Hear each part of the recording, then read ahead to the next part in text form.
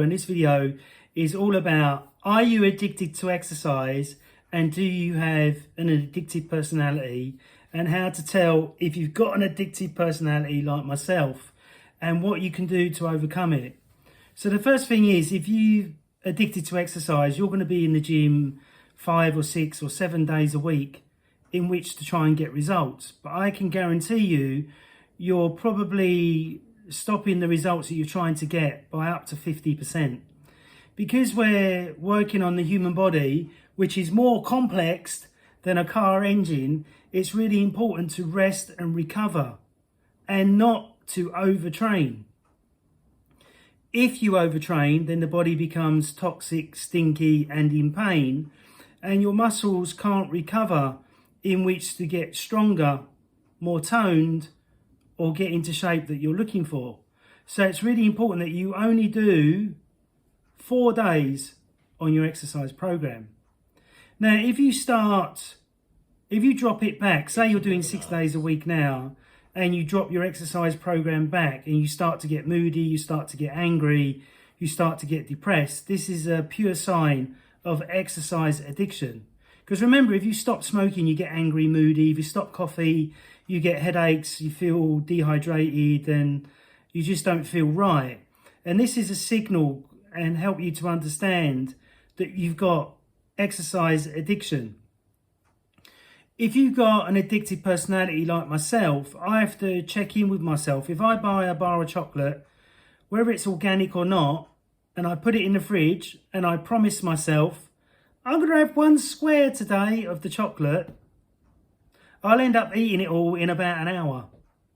So I know that I've got this addiction issue. So I stay away from things that can volumize or make the addiction worse, as in, I don't have chocolate in my home. I don't have any alcohol in my home. I don't even like the taste of alcohol, which is lucky for me. Coffee I like. So when I'm having clean, chemical and pesticide-free coffee, I know I can only have 1 or 2 a day. And if I go over that, I know I'm going into the addiction mode. Does that make sense? So it's really important you check in with yourself on a regular basis and make sure that you listen to some of the science and not all of the science. So science will tell you that exercising every day is good, but exercising every day doing strength and conditioning is not good. Especially if you've got DOMs in your upper back and your upper body, yes, you could do legs. But the body still needs to recover. The body needs to repair itself. And if you're not sleeping, say you're not sleeping good, the body won't be repairing itself as well properly. Or if your diet's bad, the body won't be repairing itself properly. So overtraining is not a good idea. I have the analogy of less is always more. And I go by how I feel in the morning. So if I wake up in the morning and I'm a bit tired, I might do these zone exercises that CHEK made famous. And if I don't do the zone exercises, I won't do anything. Or I might go for a light walk, depending on how my body is responding to the night of sleep or the day before if I've exercised. But never more than 4 days a week.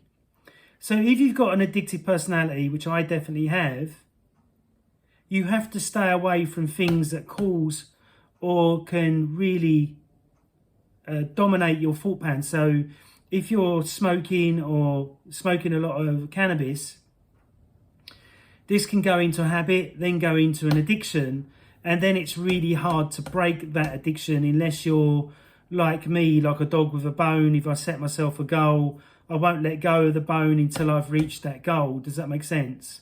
Like I wanted 18-inch arms. It took me over 25 years to get 18-inch arms, even though I've been training like a nutcase for all of my adult life. So I started training when I was 19 and didn't know what I know now until I was about, I was in my early 30s. I knew a lot. I started learning with the CHEK Institute, which really educated me, and started to read where I've read over 1,000 books now. So I think it's really important to recognize your exercise addiction and recognize you've got an addictive personality. I was speaking to a woman the other day and she went, yeah, Scott, I've got an addictive personality.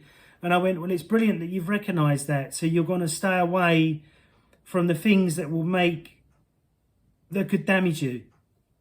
Does that make sense? I don't know anyone that smokes that can't stop smoking that's got an addiction issue. If you've got an addictive issue and you say, oh, I can stop, the same with anabolic steroids, why don't you stop? Because you can't stop. Does that make sense? Like, there's a doctor, I can't remember his name now, it's gone out of my head. There's a doctor online, a bodybuilding doctor, and he's been addicted to, Dr. Mike. He's been addicted to anabolic steroids for 13 years, but he's not addicted. And this is how addictive people will quantify or want people to agree with them and value what they're doing. Does that make sense? So somebody that's addicted to cannabis will only hang around with cannabis users that are addicted. And the person that's an alcoholic will only hang around with alcoholics.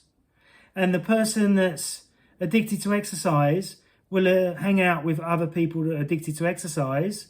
And then the people that are addicted to steroids and wanting to get bigger and bigger all the time because they've got bigorexia or some mental disorder will hang around with the same type of people. So then that way they can justify to themselves, I'm not addicted because all my other friends are doing it. But if you speak to the other friends and they were honest, they would go, yes, I'm addicted. Does that make sense? So I have to curb myself in. As soon as I see myself drinking too much coffee, I cut it back. I never really over-exercise. I under-exercise, really, because when I'm training, I'm doing 32 sets in my 60 minutes of exercise. So that really trashes me. But I feel good at the end and I feel the DOMS the next day. And that's why I rest for the next 2 days or the next 1 day, depending on how I'm feeling. Does that make sense? So be honest and open with yourself that you've got an addictive personality. And then you've got to make sure that you stay out of the realms of foods and drugs that are highly addictive. So cannabis is highly addictive. Ecstasy is addictive. Cocaine is addictive. And the reason why these drugs are addictive, because if they wasn't addictive, the drug dealers wouldn't make any money. The same with coffee having caffeine in it. Caffeine is addictive, so you'll keep drinking it, you'll keep buying it. So the coffee makers are always making money. And this is why they put sugar in all processed foods, is because sugar is addictive. It's the analogy of shooting heroin. So that's why they put sugar in pizzas, food that you microwave, which I don't have a microwave. I've not had one for over 20 years. So it's really important to recognize the addiction, work on the addiction, and the more that you notice it, the more that you can reduce it. Does that make sense? So I can remember back in my 20s, I was smoking dope, I was doing LSD and doing all these crazy things as I was young, dumb and still full of cum. And I decided to totally clean my life up and get into training. So I stopped smoking, I stopped taking drugs, and all the people that I thought were my friends were not there for me anymore. So I soon realised that I made a huge mistake. But lucky enough, I was in my 20s, so I could reverse the damage that I'd done to my body and brain. But then what I found was over the next 20 odd years, I still get cravings for certain things. But now I don't get any cravings apart from the odd bit of chocolate bar or a packet of crisps. But now I've done 10 days of no crisps, no chocolate, and now I'm going to do 90 days or 100 days of no crisps, chocolate or bad food, just so I can challenge myself. And the reason why I train is because it's challenging myself.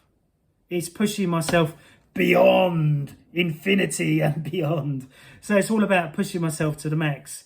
And so if you've got an addictive personality, try and curb it in, try and change it. It can be hard, and especially if you're on your own and you've got no support. Try and get people to support you. Ask your family member, do you think I've got exercise addiction? Do you think I'm addicted to coffee because I'm drinking 28 coffees a day? Does that make sense? And when you become free of addiction and you realise that you've got an addictive personality, then you can control it and you won't end up punishing yourself by doing stuff. Let's say you went out, a friend had some cocaine, you decided to do it with them, then you've done it 2 more times, then all of a sudden you got a habit. Does that make sense? And it's the same with coffee. If you drink 1 coffee, you're probably going to be all right, and with 2. But if you're doing 3 or 4 coffees in a day, you've probably got a little bit of an addiction there, the same as eating sugar constantly.